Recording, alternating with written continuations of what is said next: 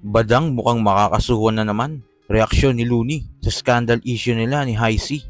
Pagbanggit ni Smaglas at Shea sa scandal daw ni Looney at Hicey. Aware din siyang si Badang ang nagbigay ng info. Alamin natin ang mga yan, so tara.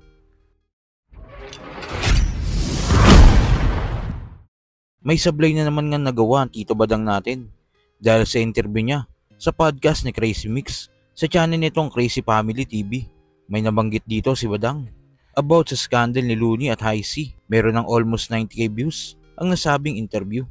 Kaya nga umabot na din ito kay Hicey at napanood niya nasabing interview. Sa mga hindi nakakakilala kay Hicey, minsan siyang nakasama ni Looney sa kantang XXX. Going back sa issue, hindi na nga bago ito sa ating mga solidong Batera fans dahil minsan ang binanggit ni Shea at Smaglas ang scandal umano ni Looney at Hicey. Speaking of Shea at Smaglas, naglaban nga ang Team LA at Team SS sa semifinals ng unang 2x2 taong 2012. Classic ang laban na ito na meron na ngayong 59 million views sa YouTube at nananatiling most speed battle sa flip-flop.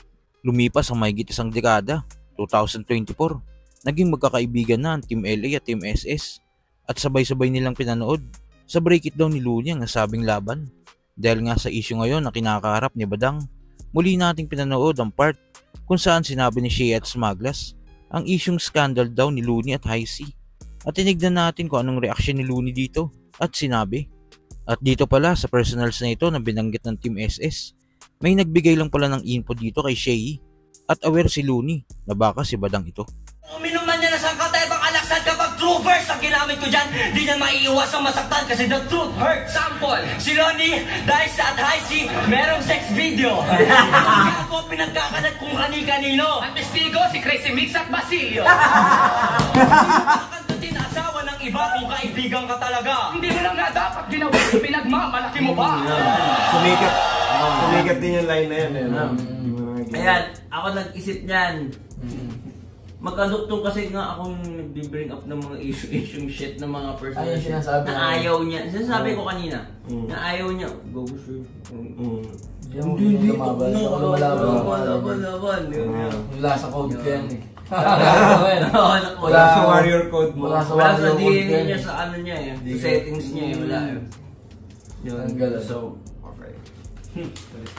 pero mas okay kasi pag siya nagsabi. Mas may lisensya.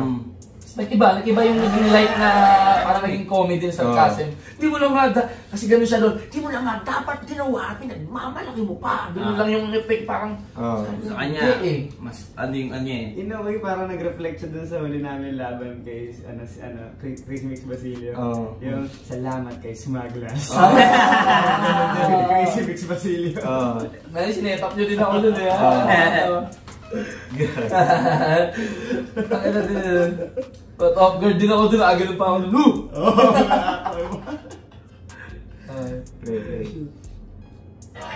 Mahiya ka naman, boy! Putang ina ka, inaasar mo baboy si Crazy Mix, eh mas baboy ka sa kanya! Kung magkwento, may action pa. Masyadong pabida! Di na kami magtataka kung ginagambang niya na rin si Miyuki Yoshida! Una, magkampi sila ni Jay Flava, pero dinis niya rin, sobrang panimbig na silang gagong to. Kasi may diss sila kay Dice. Pero bago i-release, nakipagbati siya kay Dice, diba? Wala kasi magpo-produce ng album mo!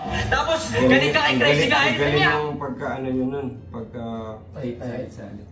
kumbaga, para siyang... Ano talaga? Legit. Diba? Para siyang legit. Puproduce ng album. Random lang namin yun. Galing. Tama yung photo. Pero ito real talk. Etong mga angles na to and shit, meron kasi nag-email sa akin. Parang, alam mo yung mga baka hater mo yun or what, or kung sino man. Si Badang. Na, tapos ito yung ganyan, ganito yan, ganito. Tapos yung nag-feed ng mga info na yan. Tapos, Parang may ganun pala, di ko alam yun. Oo, na sabihin daw namin sa'yo. Ganyan. Tapos parang kapanipaniwala. Parang, ano mo yun, parang pwede siyang maging totoo kasi. Kasi kasama ko nga Oo, sila at that dati. time, parang ano kayo, magkakasama or what, ang gano'n. Magkaka-associate kayo during that time. So, yun yung pinanghugutan niya, may nag-message sa akin. Si Badang.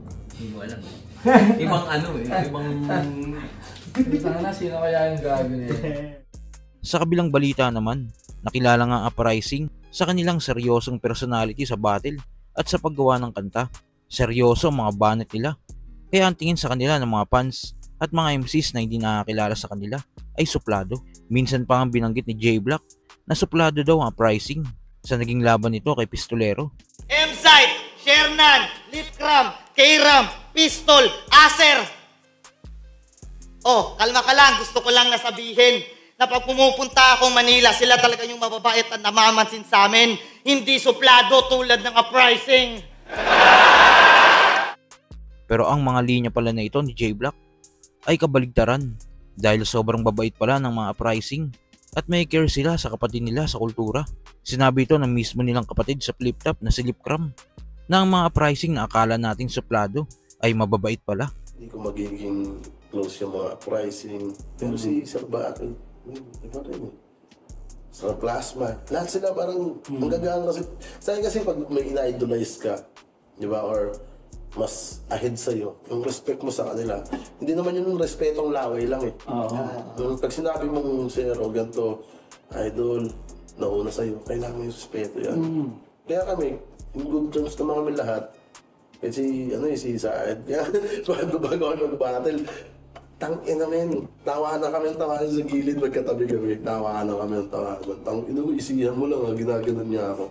Na, sabi ko, parang ang dating siya yung underdog sa akin. Alam mo yung mga ganun, kung paano niya ako tignan, di ba? Imbis na tignan ko sa tingin ko sa kanya, putang ina, yari ako. Pero si Sayan, tangin mo, isihan mo lang. Si Gore yung Darius din, ganun. Mataas na yung respeto sa tao na yun. Tsaka lahat sila may sobrang parang pag nakausap mo sila parang marami kang matututunan eh. Hindi lang nabibigyan ng pagkakataon na magkakasama. Siguro yun, finals yata nun. Finals ko kay M-Site, nagkausap kami. Ako nun, about sa anak. Ako nga, ganito ganyan ng dati. Ganyan. Pero tumador din yun. Sabi niya sa akin, gaguli, palagaan mo yung sarili mo. Ganun din ako nun yun. Kahit si Ari, kilagin din nun. Palagaan mo yung sarili mo.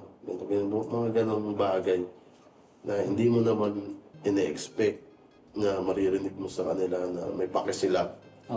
Diba bilang sabihin mo lang, kahit sabihin mo hindi na tropa bilang kabaro. Diba? Battle MC, Flip Top MC. Gulat ka, may concern sa... Nakakatawa. Nangangamusta sila. Mga ganon pag nagkikita kami. So kayo ba mga kuys, ano masasabi nyo sa grupong Uprising? Ngayong alam na natin na mababait pala talaga sila at hindi suplado. At anong reaction nyo sa kinakaharap ngayon issue ng Tito Badang natin? Kung ano man sa loobin mo, comment mo lang sa baba na mapag-usapan natin yan. So yun lang. God bless.